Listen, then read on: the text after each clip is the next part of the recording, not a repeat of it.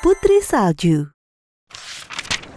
Di suatu kerajaan, tinggallah ratu yang sangat cantik jelita. Kecantikannya diakui hingga ke seluruh penjuru negeri. Sang ratu mempunyai sebuah cermin ajaib yang bisa berbicara. Wahai cermin ajaibku, siapakah wanita yang paling cantik di negeri ini? Tentu engkaulah yang paling cantik di penjuru negeri ini, Ratu. Pasti. Terima kasih, cermin ajaibku. Saat sang ratu sedang berjalan-jalan berkeliling hutan, di sekitar istananya, dia menemukan seorang bayi perempuan yang cantik. Mempunyai kulit yang putih dan senyum yang indah. Cantik sekali anak ini. Aku akan merawatnya seperti anakku sendiri.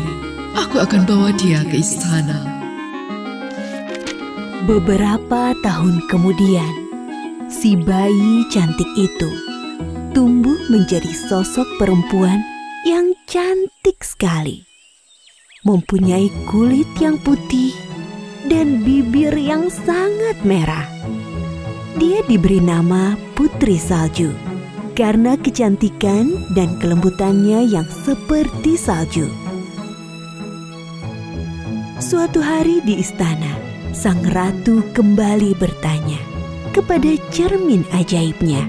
Wahai cermin ajaibku, siapakah wanita yang paling cantik di negeri ini? Pasti jawabanmu, selalu aku yang paling cantik. Ya, Ratu. Engkaulah yang paling cantik di negeri ini. Tapi Putri Salju jauh lebih cantik dibandingkan ratuku. Apa?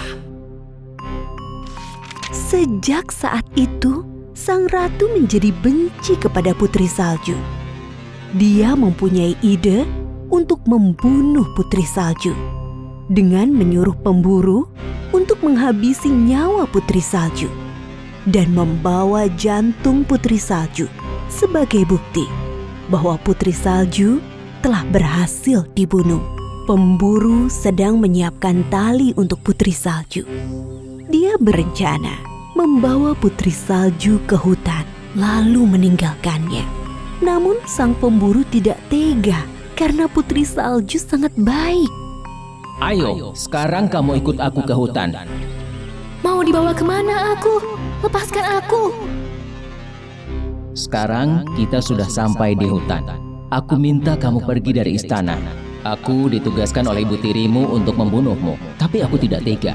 Jadi, silahkan kamu pergi ke hutan, supaya nyawamu aman dan selamat. Apa?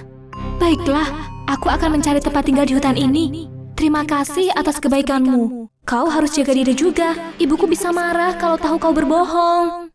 Jangan khawatir, Putri. Aku sudah menyusun semuanya. Pemburu meninggalkan Putri Salju sendirian. Dan dia membunuh babi hutan dan mengambil jantungnya untuk mengelabuhi sang ratu. Dijadikan sebagai bukti bahwa Putri Salju telah meninggal. Sesampainya pemburu di istana. Kerja bagus. Si Putri Salju telah engkau lenyapkan. Dan jantung ini sebagai buktinya. Tak kusangka kau adalah pemburu yang hebat. Terima kasih atas pujianmu, Ratu. Permisi, aku harus segera pulang.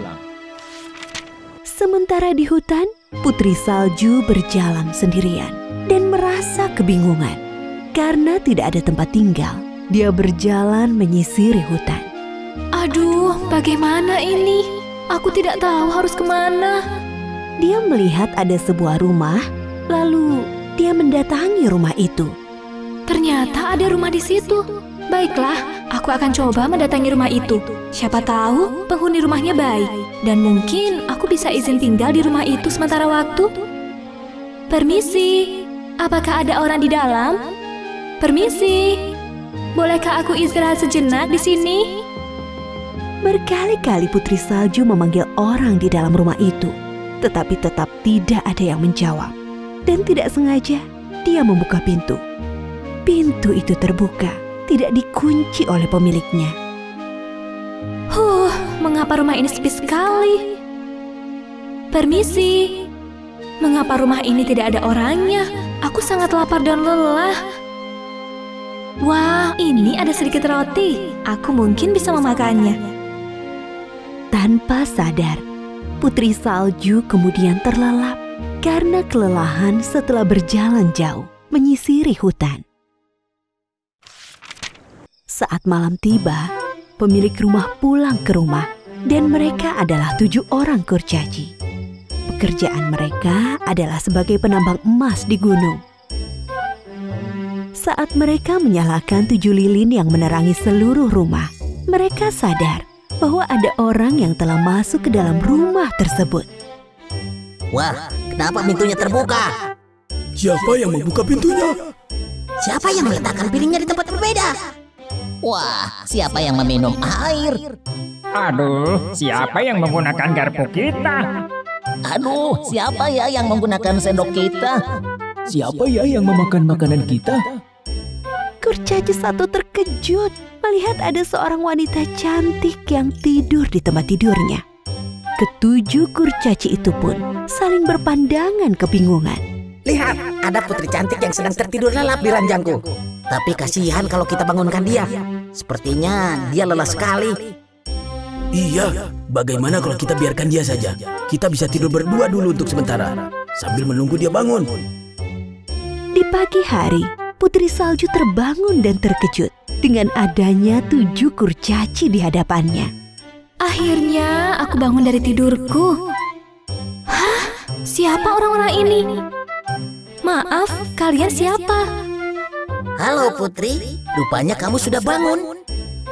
Nah, kami sudah siapkan makanan untuk Putri. Semula dia takut, namun setelah dia tahu para kurcaci itulah yang menolongnya, dia tidak takut lagi. Terima kasih, kalian baik sekali. Terima kasih juga karena aku sudah diizinkan untuk istirahat di rumah kalian. Nanti aku akan pergi lagi untuk mencari tempat. Mengapa Putri tidak tinggal bersama kami saja?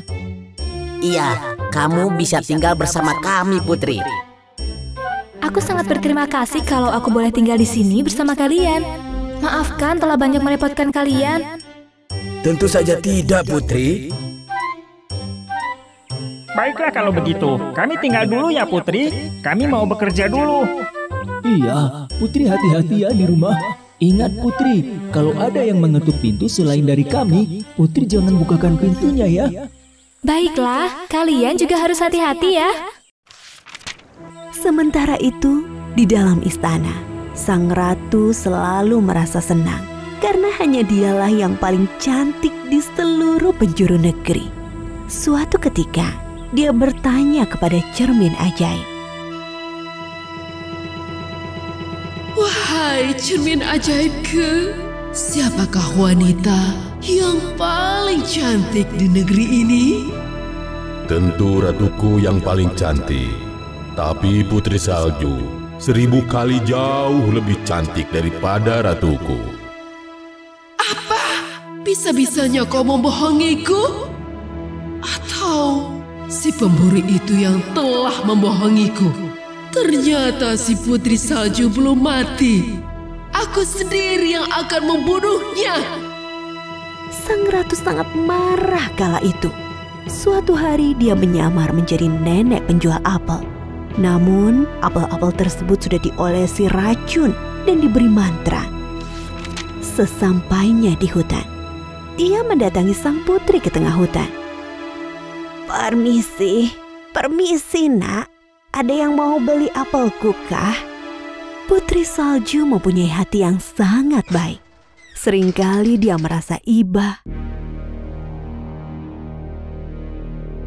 Tidak, Nek. Terima kasih. Aduh, tapi kasihan nenek itu. Rasanya tidak mungkin dia berbuat jahat kepada aku. Baiklah, aku akan membukakan pintu. Nek, tunggu Nek. Aku mau membeli apelmu. Kamu mau membeli apelku, nak? Aku merasa senang sekali. Lalu dia membeli apel dari sang nenek dan sama sekali tidak mempunyai firasat buruk apapun ketika dia memakannya. Dia tidak menyadari kalau apel yang dia makan telah diolesi racun. Aduh, Nek. Kenapa tiba-tiba kepalaku pusing dan sesak nafas setelah aku memakan apel ini, Nek? Aduh, Nek, tolong aku, Nek. Putri yang malang, mau saja kau aku bodohi. Sekarang kau merasakan akibatnya. Kau mati lemas dalam waktu singkat. Jangan macam-macam denganku. Putri salju terjatuh dan meninggal dengan kondisi badan yang kaku. Sang ratu segera meninggalkannya sendirian. Ketika malam hari datang, 7 kurcaci yang baru pulang terkejut melihat keadaan Putri Salju yang sudah tidak bernyawa. Putri, kami pulang. Hah? Ada apa dengan Putri? Putri, kenapa kamu bisa begini? Aku akan memeriksa denyut nadinya. Sudah tidak ada denyut nadinya. Rupanya Putri sudah meninggal. Kita harus segera membuat peti kaca untuk sang putri. Sementara di istana, sang ratu bersorak-sorai atas kematian Putri Salju. Dia merasa bahwa sudah tidak ada lagi yang menyaingi kecantikannya, dan dia langsung mendatangi cermin ajaib. Wahai cermin ajaibku, siapakah wanita yang paling cantik di negeri ini? Tentu engkau yang paling cantik di negeri ini, Ratu. Tidak ada yang bisa mengalahkan kecantikanku sekarang. Sementara di tengah hutan, para kurcaci sangat sedih melihat sang putri yang tidur kaku di peti kaca. Mereka belum berniat untuk memakamkan sang putri karena masih menunggu keajaiban. Suatu malam, ada seorang pangeran yang sedang melintas.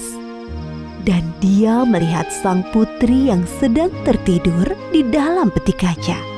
Pangeran merasa mencium bau wangi yang berasal dari tempat Putri Salju. Dia kemudian menanyakan kepada para kurcaci tentang apa yang terjadi. Maaf, bolehkah aku melihat jenazahnya langsung? Silahkan jika pangeran ingin melihat langsung jenazah Putri Salju. Para kurcaci menjelaskan kejadian tersebut kepada pangeran. Dia tampak cantik sekali walaupun sedang tertidur. Dia mempunyai kulit seperti salju dan bibir semerah darah. Kemudian sang pangeran mencium putri. Tiba-tiba sang putri terbangun dan ternyata ciuman itu telah menghancurkan mantra yang disebarkan oleh sang ratu.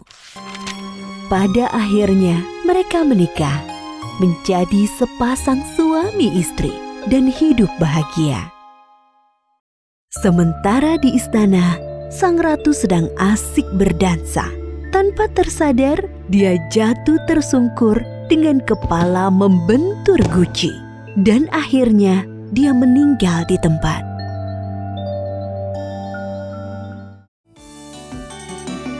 Halo teman-teman, subscribe di tombol merah di bawah ini ya. Like dan share juga di media sosial teman-teman.